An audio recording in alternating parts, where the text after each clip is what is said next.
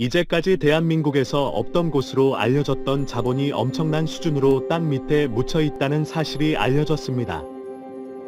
연구조사 결과 세계 모든 국가가 탐내는 하얀 황금을 대한민국이 압도적인 수준으로 보유하고 있다는 것이 밝혀졌죠. 그동안 자원 독점 체제를 구축하며 한국을 괴롭혔던 중국은 이 소식에 충격을 받았다고 합니다. 자신이 계획했던 자원 독점 플랜에 한국이 큰 차질을 주었기 때문이죠. 대체 어떤 자원이며 하얀 황금이 무엇을 의미하는지에 대해 지금부터 자세하게 설명해 드리겠습니다. 자원전쟁. 세계 각국의 미래 자원전쟁이 한창인 가운데 부존 자원이 별로 없는 것으로 알려진 한국이 경쟁에서 멀어지는 것 아니냐는 분석이 나오며 미래 전망을 어둡게 만들었죠. 하지만 최근 강원도에서 놀라운 물건이 발견되면서 이 전망은 빗나가게 되었습니다. 하얀 황금이라고 불리는 귀한 금속의 존재가 확인되면서 세간의 이목을 집중시킨 것이죠. 2011년 강원도 인근을 중심으로 한국지질연구원은 광맥 탐사에 나섰습니다.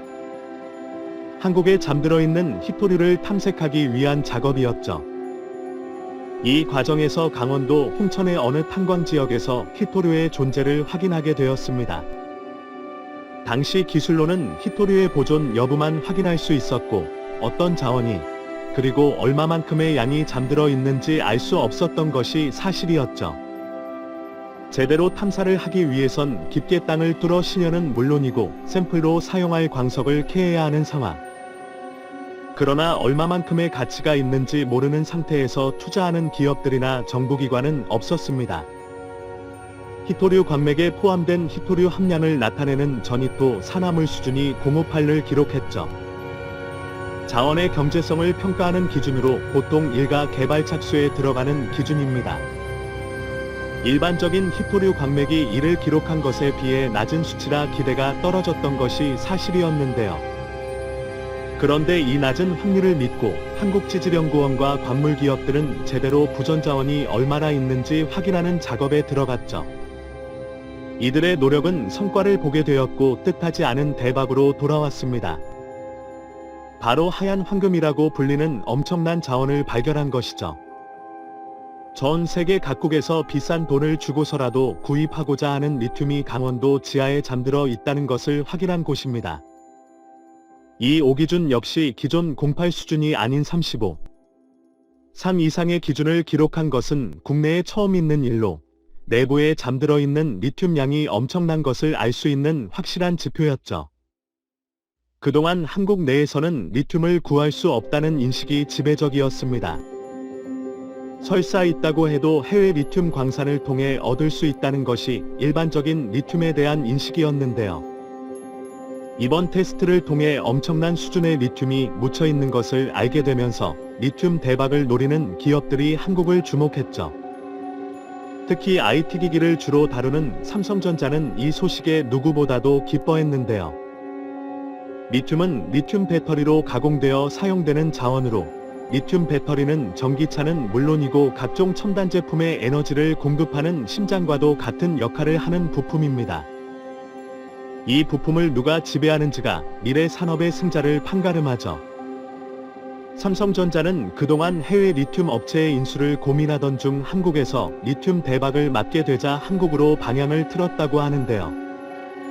단독 출자 기업을 만들어 강호도 일대 리튬 광산 개발에 전력을 다할 수 있다는 기사까지 나오며 본격적으로 리튬 경쟁에 뛰어들었죠. 현재도 대략적으로 밝혀진 리튬 매장량은 3천만 톤에 가깝다고 하는데요.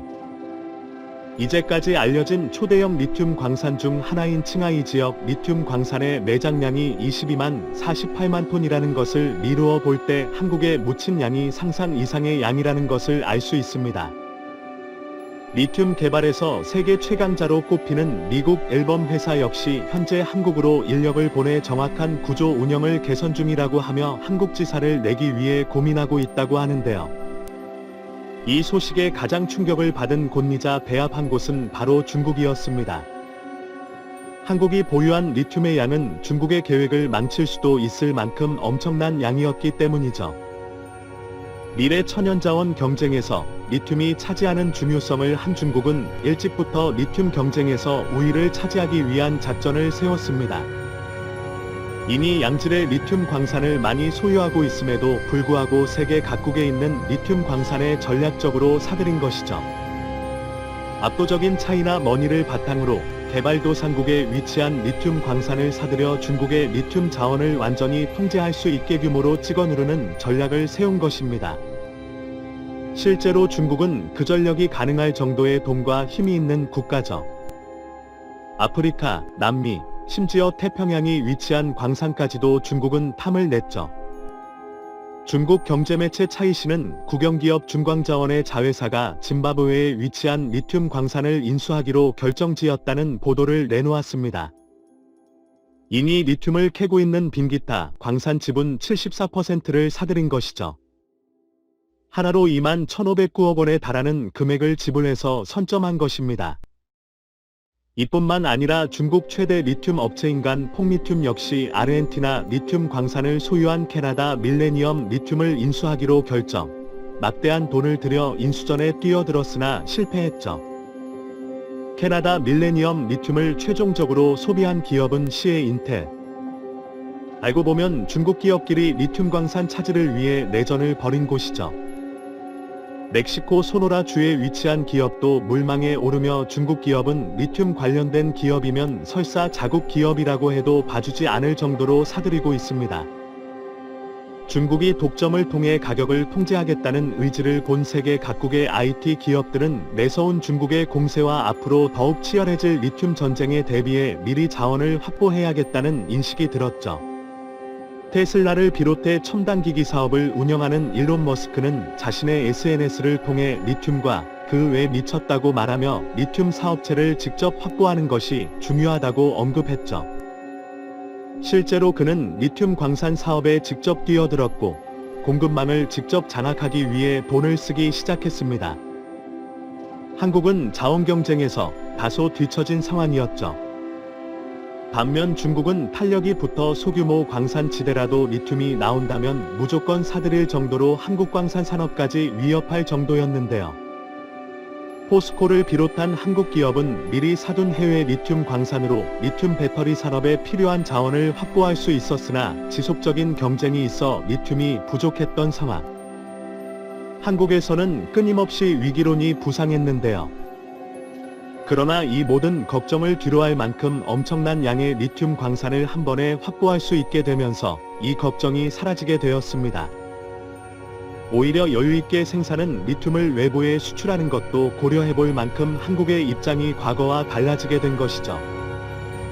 이니 중국에서는 장기 계약이 아니라 단기 계약을 체결할 류를 일괄 적용받으며 안정적인 공급을 원했던 한국 기업들은 중국 기업의 일방적인 단기 계약 체결에 비싼 값으로 리튬을 구입해야 할 상황이었습니다. 그런데 대규모 리튬 광선의 존재가 밝혀지면서 압도적인 독점을 통해 가격 경쟁력에서 우위를 점하고 향후 첨단 산업 경쟁에서 우위를 차지하려던 중국의 계획이 한국의 광산 개발 때문에 수포로 돌아간 곳입니다. 리튬 의존도를 낮추기 위해 나트륨을 이용한 리튬 배터리 개발 등 다양한 방법으로 기술 개발에 나서고 있던 한국은 많은 양의 리튬에 접근할 수 있게 되어 리튬 배터리의 선도 국가로 자리 잡을 수 있게 되었는데요. 최근 삼성 SDI가 스텔라란티스와 손을 잡고 미국 인디애나주에 새 전기차 배터리 생산 공장을 설립하는 계획을 발표하며 전 세계를 뒤흔들었습니다. 로이터의 보도로 사실인 게 밝혀진 이번 대규모 투자에는 미국과 삼성과의 긴밀한 협력이 오갔던 것으로 알려졌었는데요. 리튬 광산 개발이 알려지기 전에 체결한 계약으로 만약 삼성이 리튬 광산에서 안정적인 리튬까지 공급받을 수 있다면 삼성은 배터리 생산 체인을 단일화해 더 큰 시너지를 볼 수 있게 되는 셈입니다. 미국에서 생산될 것으로 예측되는 리튬 배터리는 원재료 수급의 골머리를 앓고 있었던 곳으로 밝혀져 이번 발견은 삼성전자의 골칫거리를 해결할 수 있는 적절한 발견이었다는 사실도 간접적으로 알려졌죠. 삼성전자의 자격을 받은 기존 국내 자원 개발 업체들은 강원도만이 아니라 한국에 묻혀있는 리튬 유전 자원을 확인하기 위해 적은 양이 묻혀졌다고 알려진 단양과 울진 부분을 탐사해 또 한 번의 대박을 노리기 위해 투자를 단행했다고 하는데요. 보통 한 곳에 묻혀있는 리튬 자원이 다른 곳에도 상당수 묻혀있을 가능성이 높은 상황. 전북 무주에도 리튬광 거대가 존재한다고 알려진 만큼 어쩌면 대한민국은 리튬 왕국이라 불릴 만큼 엄청난 양을 보유하고 있는지도 모릅니다. 한국에게 정말로 소중한 기회가 찾아온 셈인데요.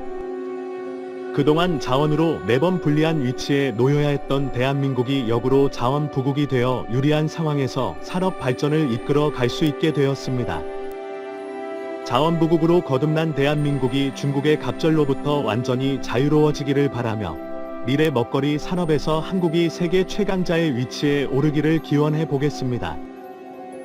시청해 주셔서 감사합니다.